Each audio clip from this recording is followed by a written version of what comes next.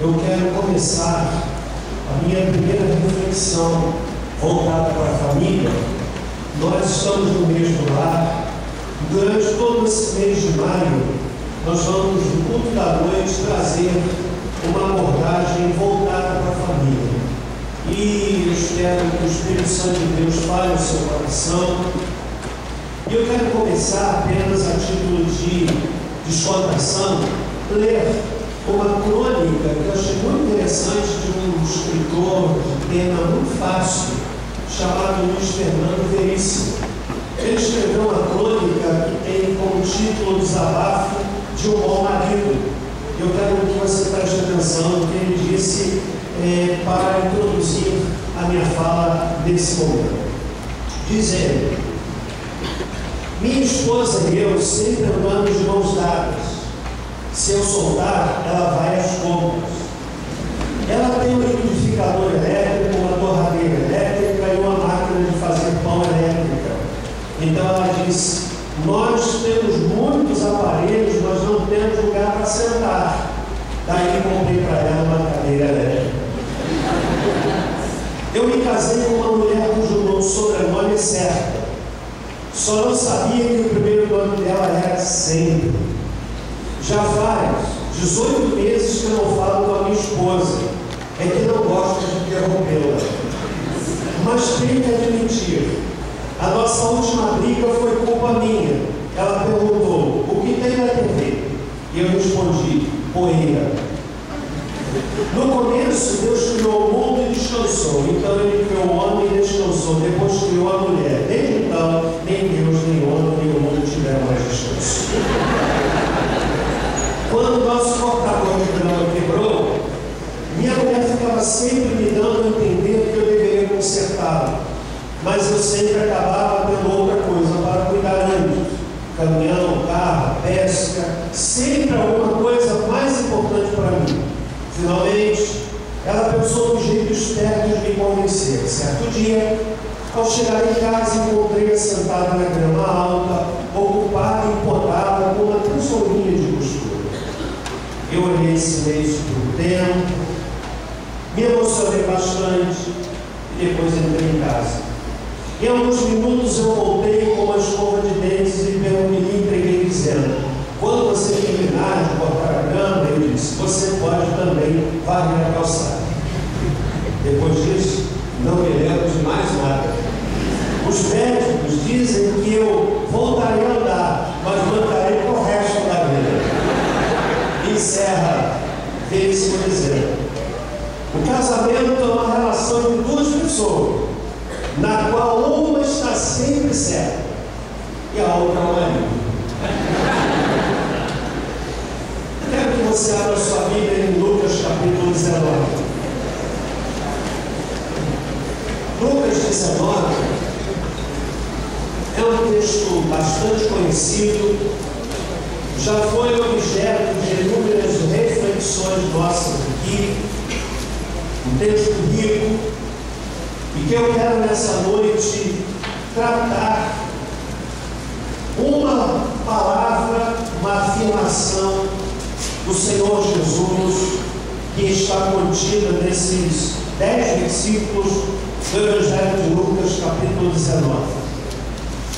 Tendo Jesus entrado em Jericó, ia passando, e havia ali um homem chamado Zaqueu, que era chefe dos cobradores de impostos e era rico.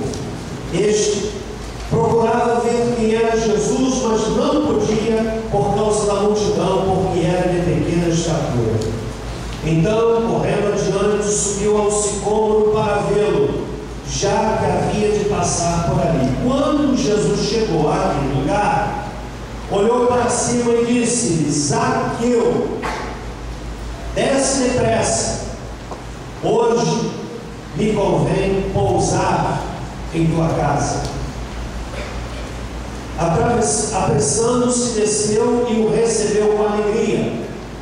Todos os que viram isto murmuravam, dizendo que entrara para ser hóspede de um homem pecador. Mas aquele levantou-se e disse ao Senhor: Senhor, olha, eu dou aos pobres metade dos meus bens, E se em alguma coisa defraudei alguém, o restituo quadruplicado, disse-lhe Jesus. Hoje veio a salvação a esta casa, porque também este é filho de Abraão. Pois o Filho do Homem veio buscar e salvar o que se havia perdido. Ressalto a palavra do Senhor Jesus a Zaqueu, versículo 5. Olhando para ele, disse: Zaqueu, desce depressa, hoje me convém pousar, ou entrar, ou ser hospedado em tua casa. É sobre isso que eu quero falar nessa noite. Pai, que o Senhor possa usar o pregador de forma simples, para que a palavra flua e abençoe as nossas vidas, em nome de Jesus. Amém. Hoje eu quero entrar em sua casa. Família está sob o Deus fogo do inferno. Independe de questão cultural, econômica, religiosa, étnica ou de qualquer outra definição, todos nós somos oriundos de uma família e somos marcados pelas experiências que acontecem dentro da família. Você pode não pertencer a esta ou a nenhuma igreja, pode estar visitando esta comunidade pela primeira vez, pode ter toda a sua bagagem religiosa que talvez gere em você algum tipo de barreira inicial. Eu poderia aqui enumerar uma série de outras tantas coisas, mas o fato é que todos nós somos afetados por isso que se chama família. Eu disse que a família está sob o Deus fogo do inferno. O diabo sabe que destruir a família é atingir a sociedade no seu âmbito. Atingir a família é atingir a igreja. Se atingir a família é atingir a escola. Atingir a família é atingir a faculdade, a universidade, é atingir o Estado, é tocar no seu pilar mais importante, que é a família. E como a família começa com o casamento, penso que seja fundamental, nessa minha primeira fala, ressaltar a importância de uma reflexão profunda para aqueles que intencionam se casar. Embora juridicamente a família possa ser desfeita com absoluta facilidade, sobretudo quando não houver bens ou filhos, ninguém sai de um casamento sem feridas ou cicatrizes. Por isso é de fundamental importância que se tenha uma reflexão, zelo, cuidado no momento de pensar em constituir família. Eu quero dizer que há vários fatores que conspiram para o casamento de risco. Quero citar 3. Primeiro, casamento apressado demais. Quero ainda destacar o risco maior nesse sentido para a mulher. Sobretudo a mulher que vai entrando numa determinada idade, que na cabeça dela já começa a se imaginar solteirona. E por conta dessa compreensão equivocada, se torna vulnerável para relacionamentos que não têm chance. Pega o primeiro. O indivíduo que chega e consegue alcançar a sua necessidade emocional, porque a mulher é altamente emocional, ela é sensível àquilo que ela ouve. Já nesse eu estava vendo uma reportagem com um professor de paquera. estava ensinando a fazer paquera. Ele dizia que o segredo, entre os segredos que ele lista, um deles é ter uma conversa boa para a menina. A mulher é tocada por aquilo que ela olha. Isso explica, por exemplo, quando você vê uma moça que é muito bonita, você olha o companheiro dela, é uma coisa. Você pode estar certo que ele tem uma boa larga. Aí a moça passou dos 35, fica olhando que não se sente mais à vontade no ambiente do jovem, não se sente mais à vontade de sair com as meninas que são solteiras, e começa a baixar o seu nível de exigência. E aí entra num relacionamento rápido demais, daqui a pouco já casou. É casamento de risco. Porque, senhores, o grande desafio não é o casamento em si, não é o ato legal, não é o ato cerimonial de quem troca palavras e de quem troca alianças. O grande desafio do casamento é a manutenção do casamento. Por isso, é fundamental entrar com cautela. Segundo elemento, que é fator de risco para o casamento, na minha introdução, é o casamento sem as condições básicas de sustento. Ninguém vive só de beijo e abraço, não, meu irmão. Precisa ter comida à mesa. Eu estou apaixonado por ti, querido. E nós vamos, né? É como a Amélia, aquela música famosa. A Amélia não tinha nenhuma vaidade. A Amélia, que era a mulher de verdade, nunca vi fazer tanta exigência, nem fazer o que você me faz. Ai, que saudade que eu tenho da Amélia. Aquilo sim que era isso é uma negação de identidade.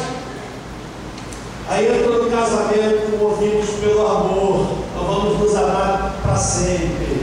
Tem contas para pagar. É verdade. Tem aluguel. Tem conta para fazer. Eu já ouvi cada história, gente. Eu já ouvi a história de um casamento onde a festa foi lindíssima. Chegou em casa, Deus colocou dormir no chão porque não tinha mobília. Casamento de risco é aquele onde o indivíduo entra sem as condições básicas de sustento, e está provado que o problema financeiro mina a relação do casal. Está provado isso. Começam a brigar, começam a se desentender, daqui a pouco o relacionamento se perde. Em terceiro lugar, você sabe o que é que impõe risco ao casamento? Casamento minado pelo desrespeito. A pureza do namoro é um investimento cujos resultados se manifestam no casamento. Eu fico muito à vontade para falar sobre isso, sabe por quê? Namorei a Débora há 2 anos. E eu, como pastor, exigente comigo mesmo, sequer andava de mãos dadas com ela. Namoramos 2 anos sob uma vigilância cerrada dos meus sogros, era até 10 horas. Hoje, 10 horas, o pessoal está saindo de casa, 10 horas eu tinha que chegar em casa. E quando tudo terminava 9h30, e eu olhava, tinha aquela fila, 5, 6 irmãos querendo falar com o pastor, eu pensava, lá se vai o meu tempo de namoro com a Débora. Mas eu nunca importei aconselhamento por causa do namoro, garanto você. Chegaram às vezes lá, 5 para as 10. Aí eu olhava para ela, olhava para mim e disse, né? Então é. Então é. Era um beijinho, um abraço, e eu ia para casa. Ia para casa tão frustrado. Mas quando dava tempo eu subia, sentava na sogra vinha, servia um cafezinho. Um dia desse eu vou pregar sobre sogra.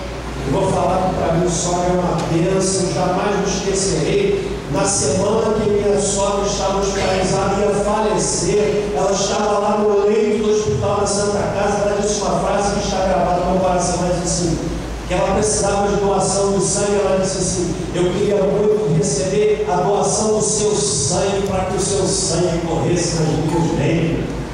A minha sogra falou isso mesmo. Infelizmente não houve tempo, mas eu queria ter feito isso. Mas eu dizia que eu namorava a Débora, jovem de 27 anos, namorei 2 anos, casei com 29. Você pensa que se cortar o sangue do pastor sai água benta? Com impulsos normais, com desejos normais, e quem sabe a quem vem, e é igualmente. Mas nós podíamos namorar no domingo ou no sábado à noite, e sem qualquer impedimento vir domingo de manhã e pregar sobre santidade na igreja. Sabe por quê? Porque nós aprendemos o princípio do respeito. O resultado, fizemos agora, em fevereiro, 30 anos de casado. É um investimento cujos dividendos são colhidos lá no matrimônio. 30 anos de casado. Eu espero, querendo Deus, que a gente complete 40, 50 e por aí vai. Então, eu quero, nesse início da minha fala, desafiar você, jovem, a pensar bem. Desafio não é o ato do casamento, é a manutenção do casamento. Por favor, pense nisso. Não se afogue, não se apresse, para não entrar no casamento como muita gente vive, casamento sofrível, doente. Quando eu citei ali na Caminhada da Família a reportagem daquele grande cineasta brasileiro, Eduardo Coutinho, eu citei publicamente, porque foi publicado numa revista de grande circulação no país. Infelizmente, ano passado, ele foi assassinado pelo filho esquizofrênico, foi esfaqueado. Um homem reconhecido mundialmente por sua capacidade de elaborar filmes premiados, laureados mundialmente. Mas a reportagem que eu li perguntava a ele por que é que ele passava pouco tempo dentro de casa. Ele disse: porque o meu casamento é insuportável. E eu sei que ele não está sozinho nessa fala. Talvez eu esteja falando aqui para pessoas que se camuflam, que se fantasiam, que vestem uma fantasia, que põem uma máscara, mas quando olham para a sua família, quando olham para o seu casamento, estão se negando de tal forma, estão abrindo mão de si mesmos de tal forma, estão se deteriorando de tal forma, porque estão dentro de uma relação insuportável, de um casamento doente, que gera filhos doentes, que tem chance de construir famílias doentes. Então, senhores, o que Jesus disse para Nicodemos é da mais elevada, para Zaqueu é da mais elevada relevância. Jesus olha para Zaqueu, e eu li esse texto, e essa palavra me saltou aos olhos e alcançou meu coração.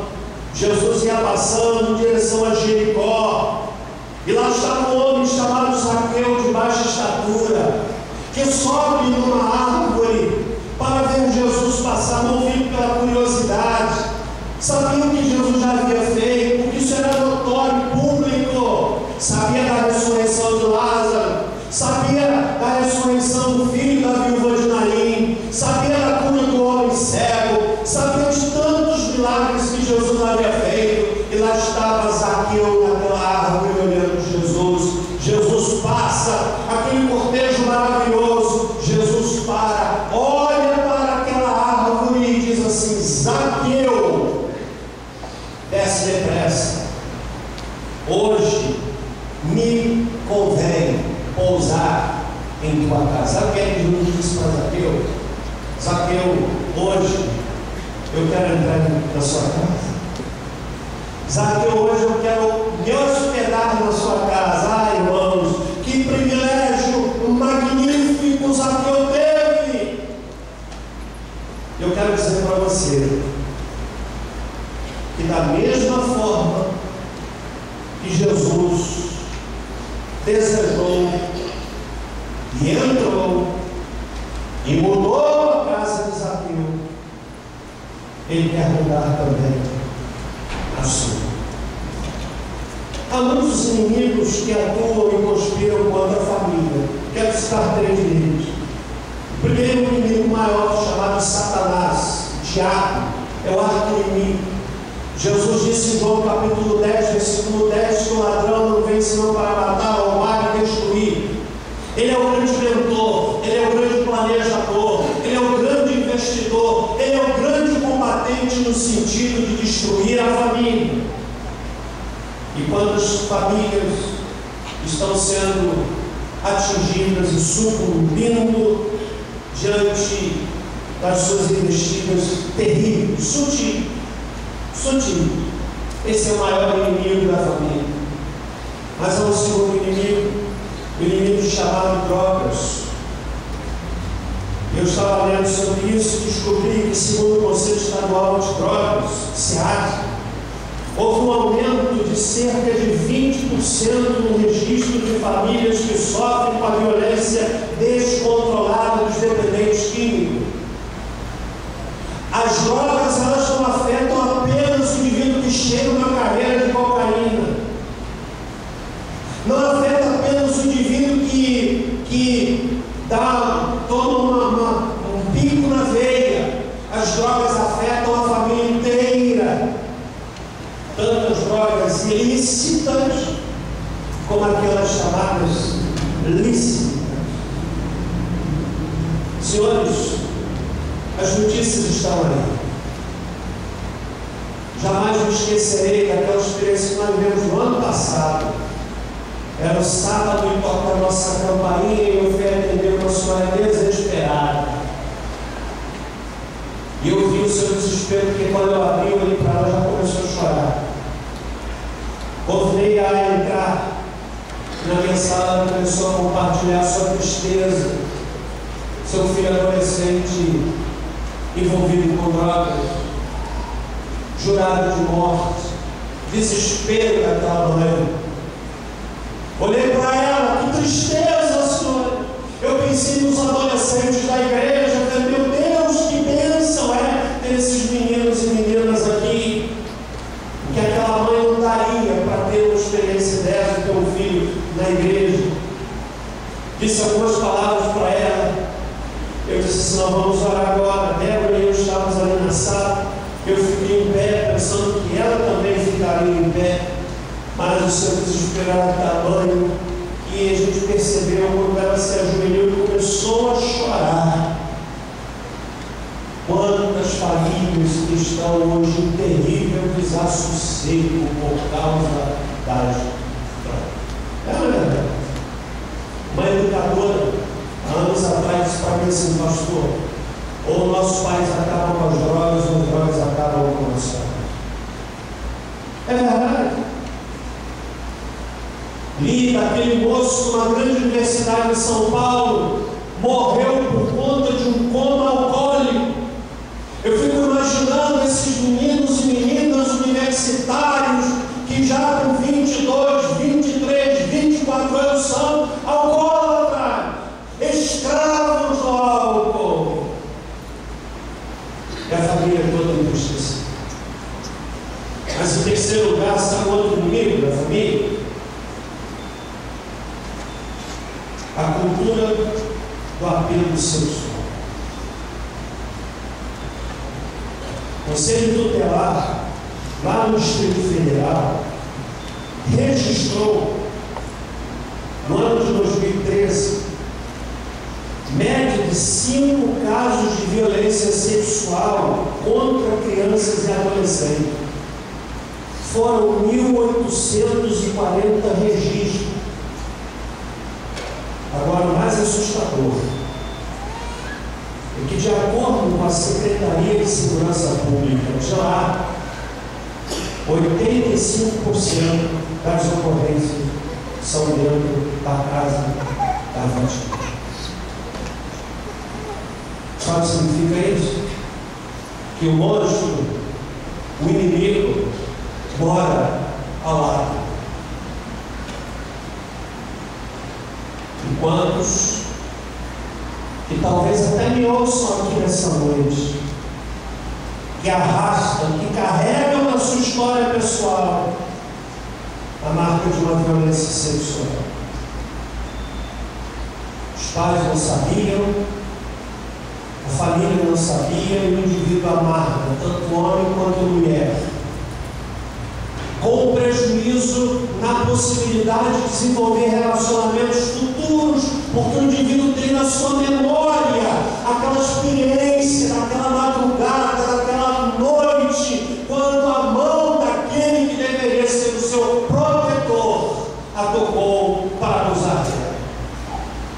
E eu sei que eu estou falando na realidade de muitas pessoas. É um inimigo terrível, terrível. Os pesquisadores dizem que está havendo uma epidemia de sexo virtual, que está atingindo centenas de milhares de pessoas que visitam de forma compulsiva sites da web sobre pornografia e sexo. Olha o que diz aqui uma pesquisa. Nossa pesquisa mostra que 20% dos homens e 12% das mulheres usam seus computadores no local de trabalho para acessar material sexual online. Há pessoas escravizadas no sexo virtual. Eu acho que eu já citei aqui aquela história de uma chinesa, foi relatada por um jornal de língua inglesa, chamada de Lili, de 28 anos, casada, entrou no site de sexo virtual, conheceu um parceiro, não demorou muito, os dois arranjaram e programaram e marcaram o primeiro encontro para manter o seu primeiro relacionamento sexual, ela casada. No dia do encontro, ela, ele, descobriu que o seu amante virtual era um indivíduo chamado Manjai Pai, que era o seu sogro de 57 anos. São inimigos que estão ali rondando a família. O que Jesus disse para Zaqueu, senhores, é altamente relevante. Zaqueu, eu quero ir para a sua casa. Zaqueu, eu quero ir para a sua casa. Jesus quer entrar na sua casa, meu amigo. Ele não força. Ele disse: hoje me convejo, eu tenho interesse, eu tenho vontade de entrar em sua casa. E Zaqueu fez aquilo que todos nós devemos fazer. Diz a Bíblia que apressando-se, versículo 6, Zaqueu desceu e o recebeu com alegria. E sabe o que aconteceu na vida de Zaqueu? 3 coisas. Frutos da presença de Zaqueu na sua casa, de Jesus na sua casa. Zaqueu tinha tudo para ser um homem feliz. Tinha dinheiro, tinha a oportunidade de conquistar tudo que o dinheiro oferece. A Bíblia diz que ele era rico. Zaqueu tinha poder. No entanto, faltava-lhe o mais importante. Jesus precisava entrar em sua casa. Quando Jesus entrar na casa de alguém, sabe o que acontece? A primeira coisa que acontece é transformação. O que aconteceu no coração de Zaqueu foi algo tão forte que ele, cobrador de impostos, a serviço do governo romano, era a mão e o braço romano sobre o judeu. Diz o texto que ele era chefe dos cobradores de impostos, diz o versículo de número 2. Era rico. Mas quando Jesus entra na casa de Zaqueu, esse homem, cuja vida era movida pelos seus próprios interesses, torna-se um homem solidário. Olha o que o texto bíblico diz. Depois do fato de Jesus ter entrado em sua casa, porque diz o verso 6, que ele recebeu com alegria. E o que se processa a partir do versículo 6 é dentro da casa de Zaqueu. E ele então diz assim: Senhor, olha, eu dou aos pobres metade dos meus bens. Não há no Antigo Testamento, nos livros de leis do Antigo Testamento, nenhuma orientação dessa ordem, de dar aos pobres metade dos bens. Mas isso mostra a transformação que aconteceu no coração de Zaqueu. Tornou-se solidário. A solidariedade é algo natural que brota no coração de uma pessoa onde Jesus entrou. Pessoas que são egoístas, quando Jesus entra, tornam-se solidários. Nada demonstra mais a transformação no coração de Zaqueu do que essa atitude relatada no versículo 8: dou aos pobres metade dos meus bens. Há um documento antigo chamado Homílias Tridentinas que sugere que Zaqueu tornou-se bispo em Cesareia. Seja fato ou não, fato é que quando Jesus entrou na casa de Zaqueu, provocou nele transformação. Zaqueu, hoje eu quero entrar no seu quarto. Vamos tirar o nome de Zaqueu: José, Antônio, Marcos, Carla, Maria, Antônio, e poderíamos citar em todos os nomes. A palavra de Jesus, ela é pertinente, se enquadra e é oportuna, porque ele diz: eu quero entrar em sua casa. Está entendendo? Segundo lugar, a casa onde Jesus está, a restauração. Olha o verso de número 8 ainda. Se alguma coisa defraudei alguém, o restituo quadruplicado. A palavra que define restauração, ao meu ver, é o verbo restituir. Sabe o que é restituir? É devolver. Há uns anos atrás eu ouvi a história, alguém me contou que a história, me trouxe um artigo do jornal de um camarada que roubou uma televisão numa casa, fugiu com aquela televisão. Tempos depois ele se converteu, foi alcançado pelo Evangelho. Sabe o que ele fez? Comprou uma televisão nova, voltou à casa de onde ele havia furtado, tocou a campainha e disse assim: olha, eu sou ladrão que roubei a televisão de você. Mas por favor, não chame a polícia não, porque eu estou passando da televisão nova. Sabe o que é isso? Restituição. Sabe o que eu disse? Se alguma coisa defraudou alguém, o restitui. O quê? Quadruplicado. Isso é 4 vezes de ouro. Sabe de uma coisa? A família precisa de restauração. Há famílias onde não há mais a compaixão, não há mais a doçura, não há mais a gentileza, não há mais a cumplicidade. Há família onde o casal se trata como verdadeiros inimigos. Aquelas palavras doces do tempo da conquista: meu benzinho, meu amorzinho. Fofinha não cabe muito, que eu vejo algumas pessoas, né? Mas meu amor, meu docinho, meu bem, e tantas outras coisas, que presentes lá no tempo da conquista do namoro. Hoje, são: o que é que você quer? Estúpido, ser isso, ser aquilo, ser grosso. A forma carinhosa que eles se tratam hoje.